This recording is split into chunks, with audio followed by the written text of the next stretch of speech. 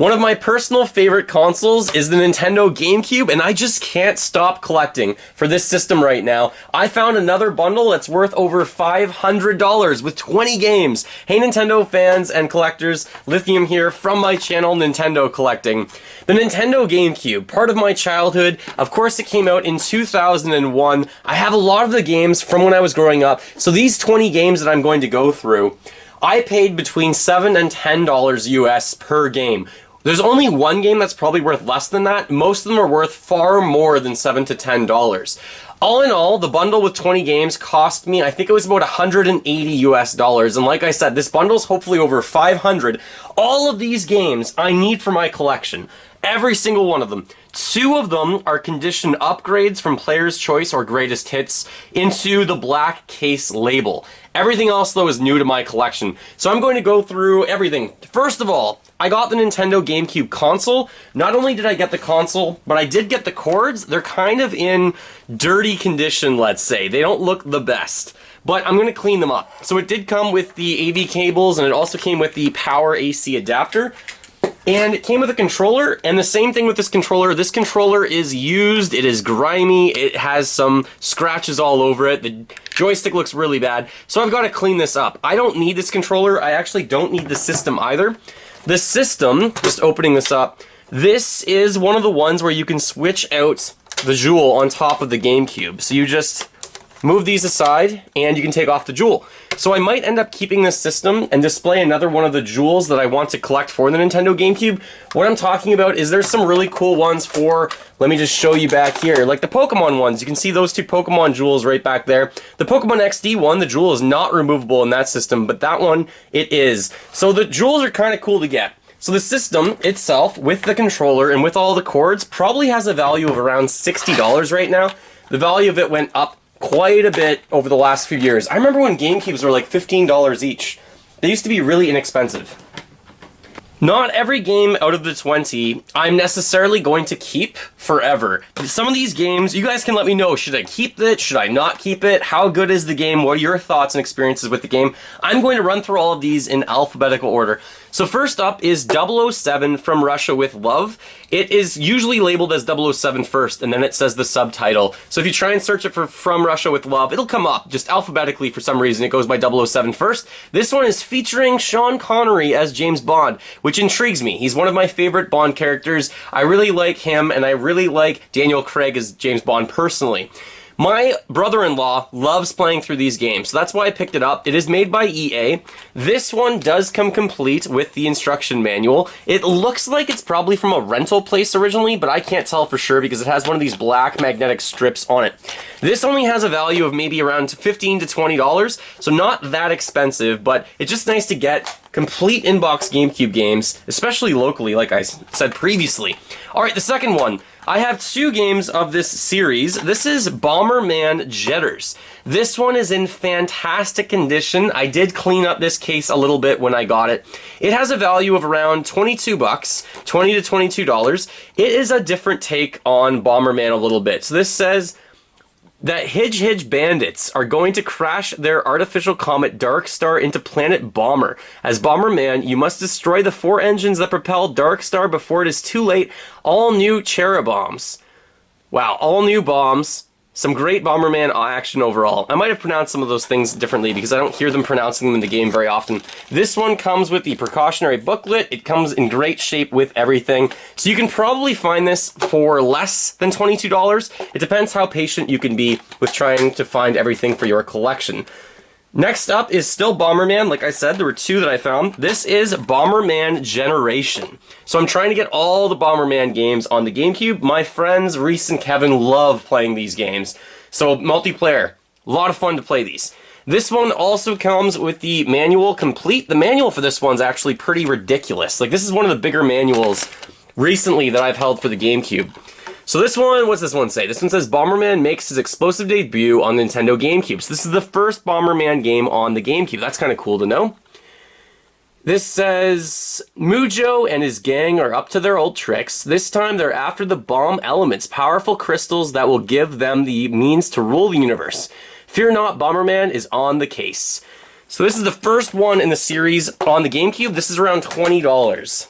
So happy to get almost, I think I have all the GameCube Bomberman games now. Now, this game, I'm not sure if I'm going to keep this next one or not. This is a recommendation from a lot of you. This is Cubix Robots for Everyone Showdown. Exclusive Bubble Tunes music videos included. So you get music videos included in this. I have never played this. I haven't even watched gameplay footage of this. I know nothing of Cubix, but a few of you were mentioning for rarer games on the GameCube, maybe pick this one up. I don't even think this is that rare, to be honest. I do see it on eBay from time to time pretty often. It's not worth that much either. It's only worth like $14 or $15. So I'm not sure if this one's rare or not. Just some of you guys were recommending this previously to me and said like it's a pretty uncommon game. So let me know if I should keep it in my collection or not. The fifth game I got is the prequel to an extremely expensive GameCube game. This is Def Jam Vendetta.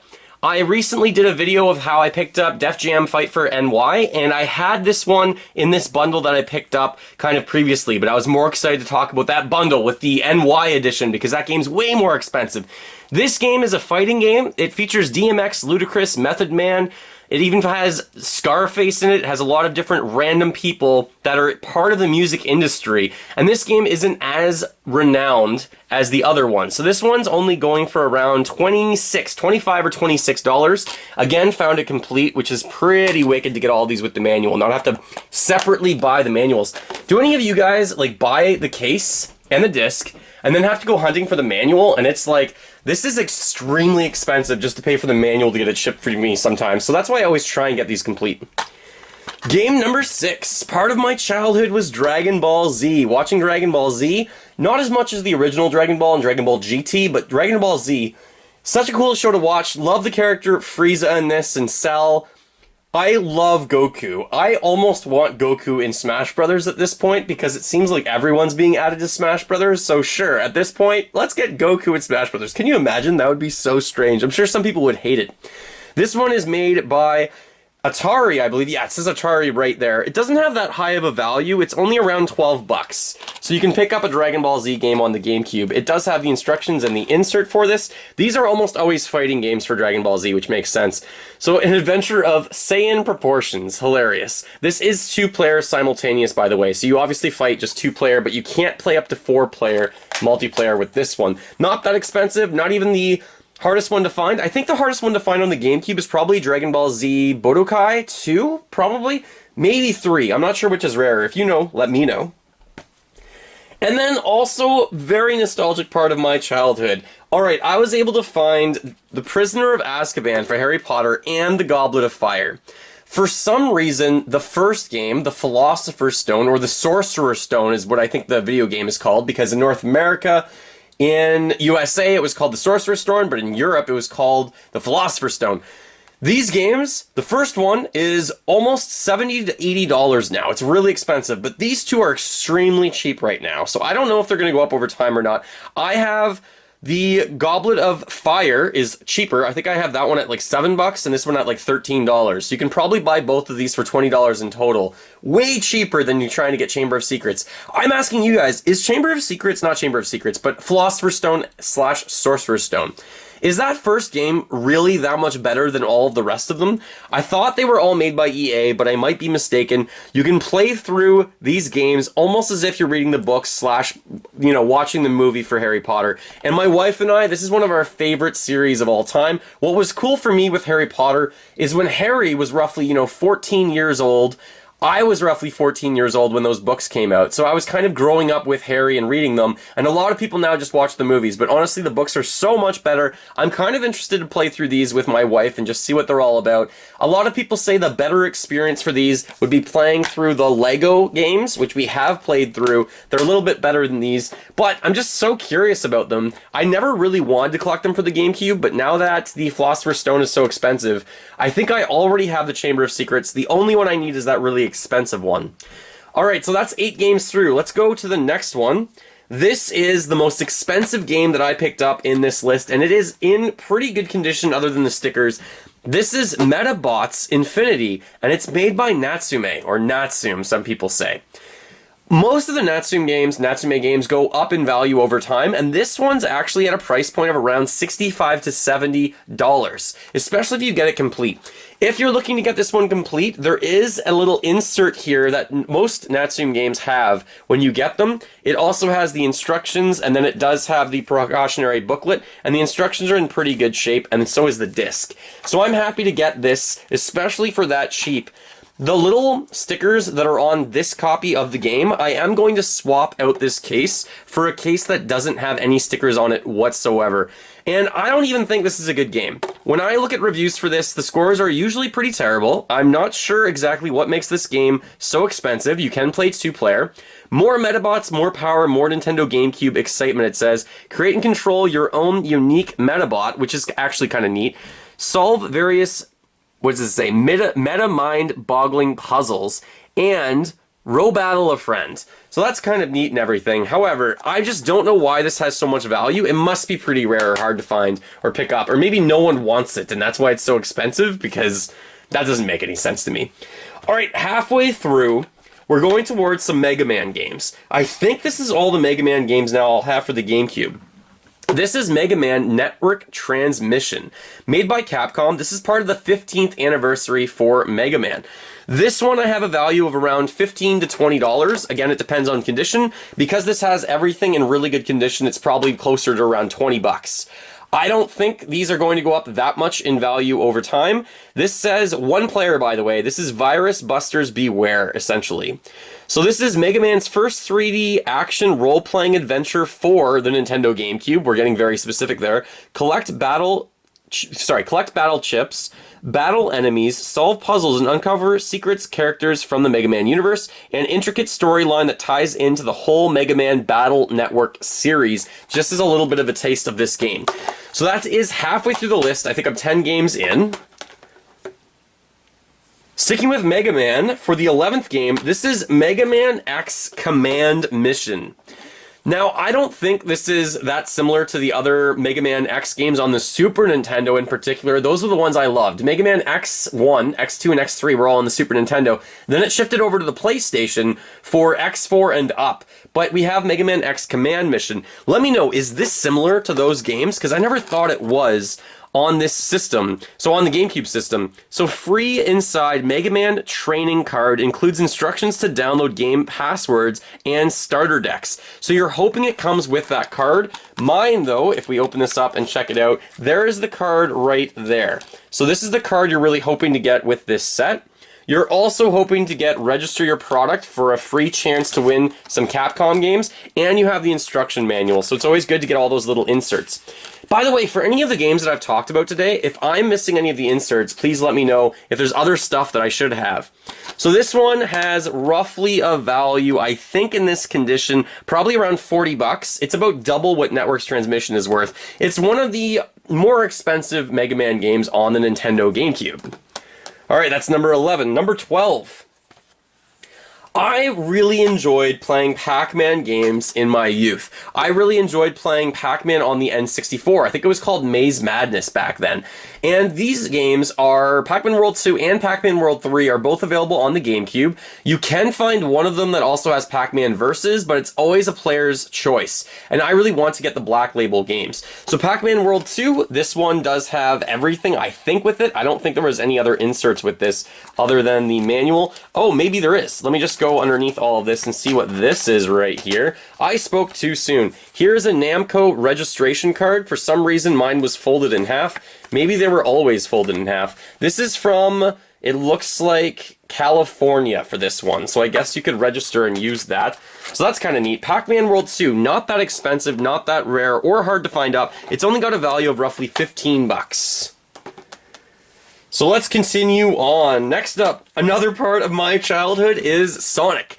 Sonic Heroes. I'm pretty sure this is the last Sonic game I needed on the Nintendo GameCube. I have a Sonic collection video. It's up on the top right-hand corner as a card if you want to check it out. I went through all of my Sonic games, including the ones that I had from my childhood on the Sega Genesis, like Sonic 1, 2, 3, and Knuckles, even Sonic 3D Blast. Those were great games in my childhood, but Sonic Heroes, you play as 3 characters and you can swap between them. You're all kind of going through the level with all 3 of them at the same time. I don't know why I didn't have this. I really haven't played it that much. I've only watched gameplay of it on Twitch for other people playing them. Inside here, we do have a Register Online Sega insert. We have the instruction manual and that booklet for the precautions. But for this one, I believe there's several teams. There's Team Dark, Team Chaotix, and then we have Team Rose, and we also have the good team, join the team. Team Sonic, basically. Team Sonic will come with both Tails and Knuckles, the best characters for me from the Sonic Kingdom. So Sonic Heroes Black Label is what I have. This one is around $20. You can probably find it for 15 bucks if you're really patient. The gameplay in that one's not bad. It's a not bad Sonic game.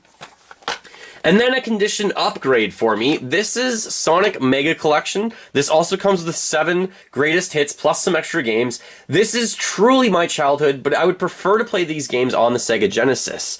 So I have this already as a non-black label, as the yellow label variation. And here are so many games that make up my childhood right here. I think these aren't as good to play on the GameCube, and I'd rather play on the Genesis, as I said. So this one only has a value of around $15, and you're getting all of those plus unlockable games. I think you get a few of them from the Game Boy. No, not Game Boy. Hilarious if Sega would own the Game Boy. But you get a few of them from the Game Gear too. So really cool compilation. Compilations, you get a really good bang for your buck out of those. Next up is a game that has increased in value, and when I say increased, I don't mean by much. It says on the sticker here that Spyro Enter the Dragonfly was $5 from EB Games, I guess, when it was going out, but now it's around $12. Again, I'm going to swap this out with an empty GameCube case, because I picked up, I think, 16 or 17 empty GameCube cases just for this purpose right here. So, Enter the Dragonfly.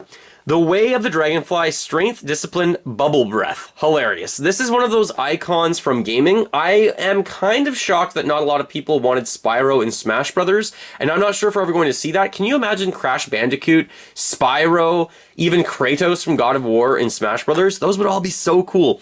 So this one, 12 bucks, why not? I definitely thought I would get it. I wanted to try out all the Spyro games because people said they were trying to kind of go against other open world, collectathon kind of games in its own way, kind of like Mario, but not really.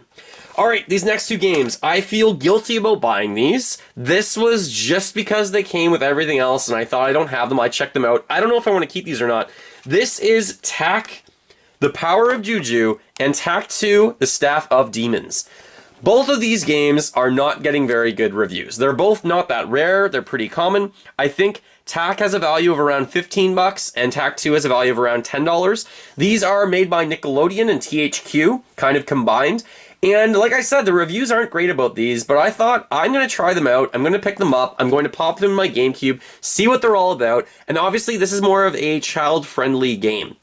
So this says, Tacky, smash things up on the mighty Rhino. This is one of the most beautiful platformers I've ever seen, apparently, from Play Magazine. So we're going to see. This almost reminds me of Donkey Kong Country and riding Rambi. So, not that expensive. Do I have everything with them? Yes, this does come complete for both of them, and the box for this one, or the case for this one, does have some black marker on it, so I'm going to swap that one out. Tack 2, this one comes with an insert. This was a cool insert that really intrigued me. This says Nick Gamer Magazine Secrets Revealed About the Game. So that's kind of hilarious. And then you have SpongeBob SquarePants movie on the back for some sort of advertising. So don't know if I'll keep these in my collection or not. I'm going to try them out. You guys let me know. Should I keep these or get rid of them? I only really want to have really good games in my collection I want to play, or games that are highly collectible and worth a lot eventually over time too. I don't know why I do that. Money shouldn't be everything, but...